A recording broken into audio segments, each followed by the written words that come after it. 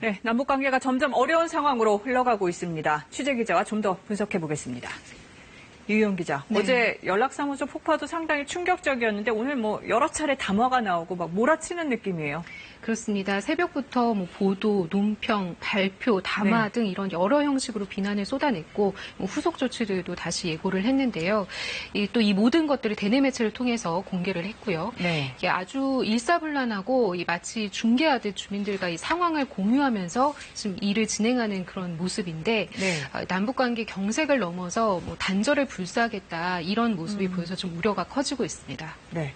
그리고 오늘 총참모부 대변인의 발표를 보면 당 중앙군사위원회 비준에 제기할 것이다 이런 표현이 있습니다. 네. 이게 무슨 뜻입니까? 네, 이 네 가지 군사 조치들을 쭉 열거를 한 다음에 그런 표현을 썼는데 사실 이제 보시면 어제도 총참모부가 군사적 행동 계획들을 만들어서 당 중앙군사위의 승인을 받게 될 것이다 이런 내용이 있습니다. 네. 이렇게 재차 이렇게 밝히는 것은 우선 이 예고의 의미가 있고요.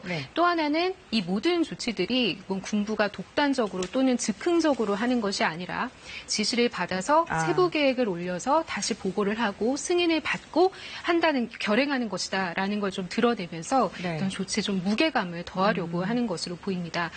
또 당중앙군사위원회 위원장은 김정은 위원장이거든요. 그렇죠. 결국 최종 결정권자는 김 위원장이다. 그리고 또 이것이 당의 총의를 모아 결정하는 것이다. 이런 걸 좀 강조하는 의미도 있는 거죠. 네, 걱정되는 건 북한의 이런 강경한 행동 어디까지 갈까요?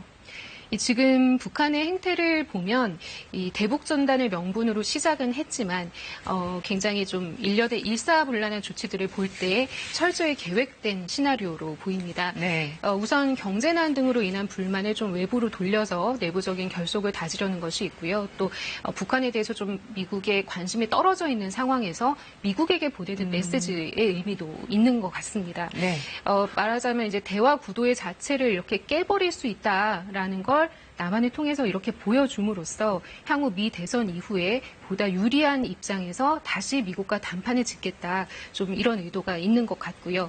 물론 이제 우리의 대응을 보면서 후속 조치의 어떤 속도나 수준을 조절을 하겠지만 이 대남 강경 노선의 기류는 적어도 미 대선 전까지는 좀 변하지 않을 것이라는 그런 전망이 많습니다.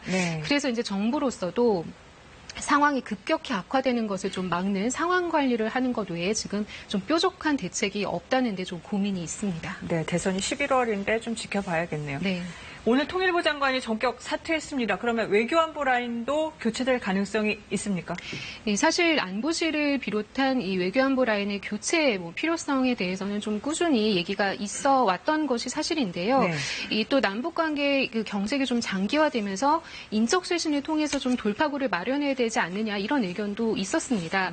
그런데 지금 상황에서 외교안보 라인의 전면적인 또는 이 상당폭의 교체라고 하는 것은 어떤 면에서는 좀 정책의 실패를 좀 자인하는 것처럼 보일 수도 있고요.